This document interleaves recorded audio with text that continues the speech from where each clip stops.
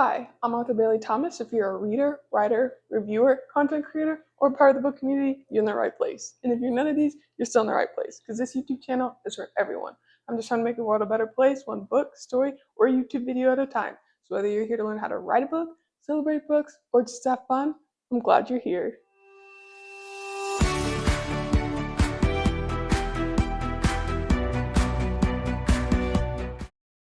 We are back with the 7 steps of self-publishing, and this video focuses on step number 2, which is write with focus and not fear. Spiders are scary, writing shouldn't be. So the first thing we're going to dive into under that bullet point is to create a writing routine that works best for you. Some people work best in the morning, some people work best at night. Sometimes people don't have the luxury of choosing when the best time to write is, but think about your schedule and find a way where you can fit in some writing. Even if it's a time quest where it's just 15 minutes a day, a word accomplishment, 500 words. Every time you sit down and write, you should be proud of yourself. Some days I just really don't feel like writing, but when I open my laptop and I just tell myself, I'm just going to write for 10 minutes, usually I end up writing for longer than that. Or if I tell myself, I'm just going to write a chapter, maybe I end up writing 2. So sometimes the hardest part is just sitting down and opening your laptop and starting. So I challenge you, whenever you're in a slump or don't feel like writing, write 1 sentence and then see if it turns into 2, a paragraph, or a chapter. But I will give you guys a little key into what really helps me going. Actually, I won't even tell you. I'm going to show you.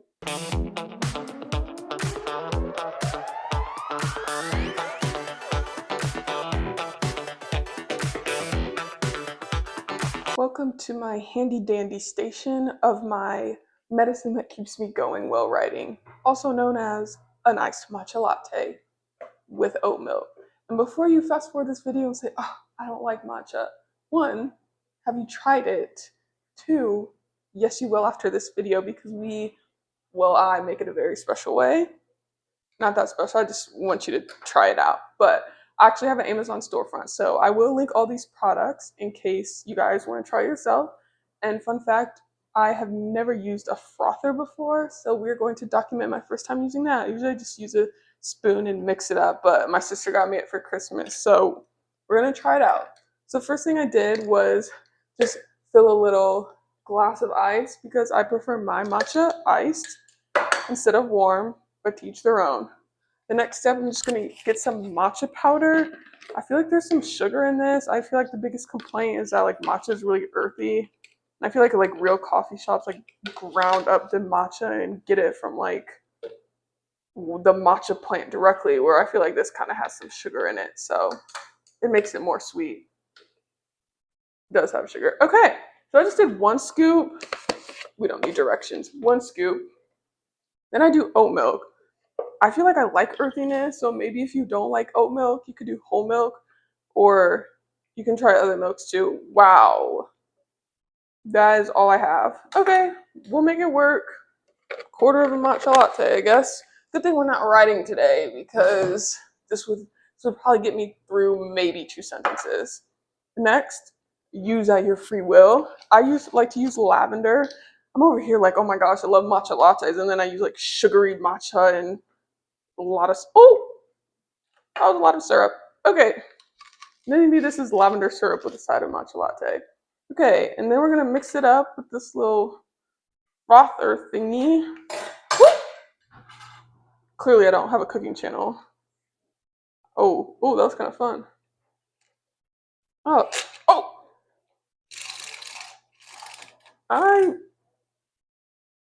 wow, I feel like I broke it.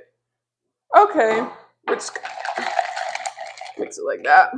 Okay, and this is the juice that gets me going to writing chapters. So if you want to, again, check out my Amazon storefront. I have all these products linked there, and if you get the frother and can work it better than I do, please let me know. Thank you.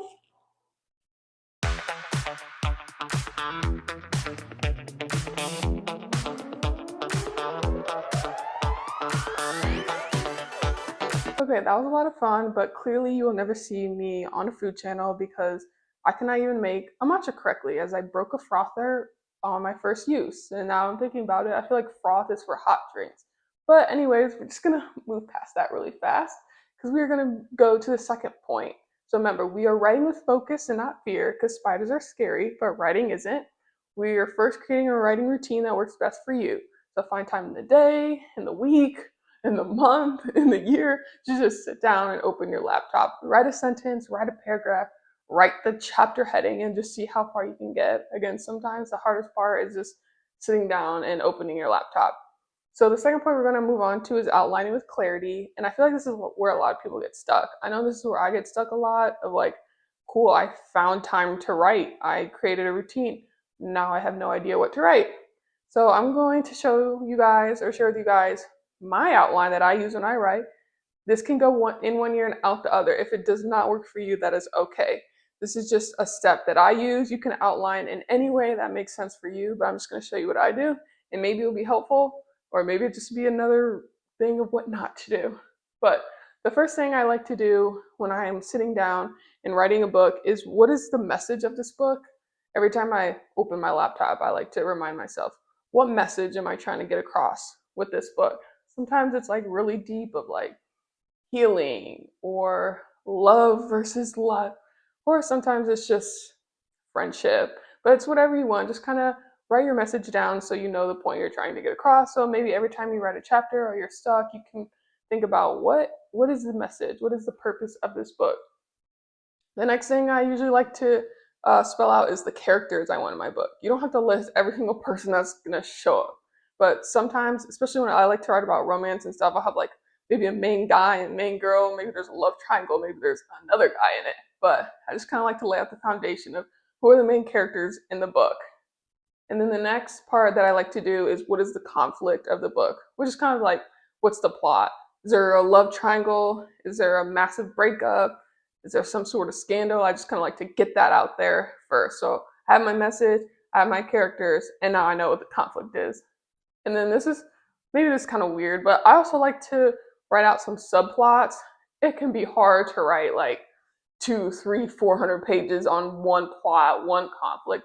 So sometimes I like to write what subplots I would want in, which is why I'm glad I write the characters in the book, because I can like refer back and be like, oh, there's a love triangle, but also she's trying to get her degree in nursing, and he is also in a fitness competition, and his car broke down.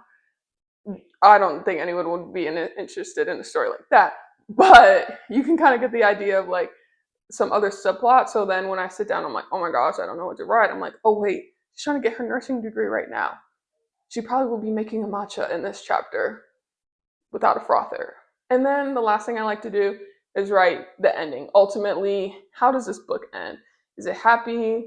Is it inconclusive? Do we all go our separate ways? Who does she pick in the love triangle? I kind of just like to figure out my endpoint so I know where I'm going. I know there's a bunch of layers and subplots, but just like to get my focus. My message is there. How I want the book to go is there. Who's in it? What are the side quests? But ultimately, where do we end up? So that's kind of how I outline. If you don't like it, that's okay. You can be like, wow, that was really dumb.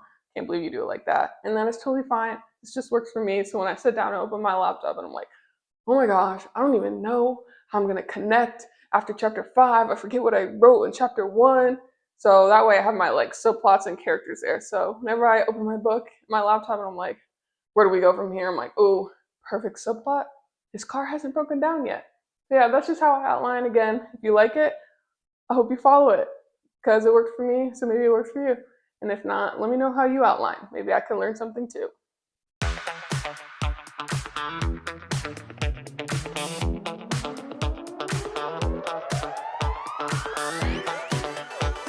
Okay, we are continuing on with the 7 steps of self-publishing. We're on number 2, writing with focus and not fear, because spiders are scary, writing is not. We created a writing routine that works for us. So we've got our space, we've got our time of where we're gonna write.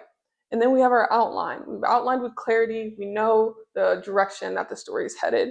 And now we are going to write without worry. Write without worry. I cannot say that enough. We are writing without worry. We are not editing here. Obviously, if you spell something wrong, if you put the twice, you spell the character's name wrong, when you reread your chapter or something, obviously you can fix that. But we are not spending an hour writing and then spending 3 hours correcting the writing that we did for an hour just to finish the whole book and then go back and correct it again. We are writing without worry, okay? Just get it on the paper. You don't like how it sounds, that is okay. I'd much rather have my full book done and then just have to go back, make some tweaks. Ooh, I don't like that. Maybe I didn't like it when I wrote it. Then I read the whole book and I was like, oh, that was actually genius. We are writing, say it with me, we are writing without worry. It is okay. Do not nitpick yourself on the first draft. The first draft. Just want to make that clear. We're not editing right now. Just have fun, get the book out there. I get a lot of authors ask me, like, I don't even know how to start, or I don't like how it sounds, or they're already talking about editing and the book's not done. And I always tell them, finish the book first. We can't even worry about publishing and marketing and is our book going to sell. We haven't even wrote the book yet. So, again, the last bullet point in the second step is writing without worry. Get your words down. We are going to edit in the future, but right now, you're just getting our draft out there.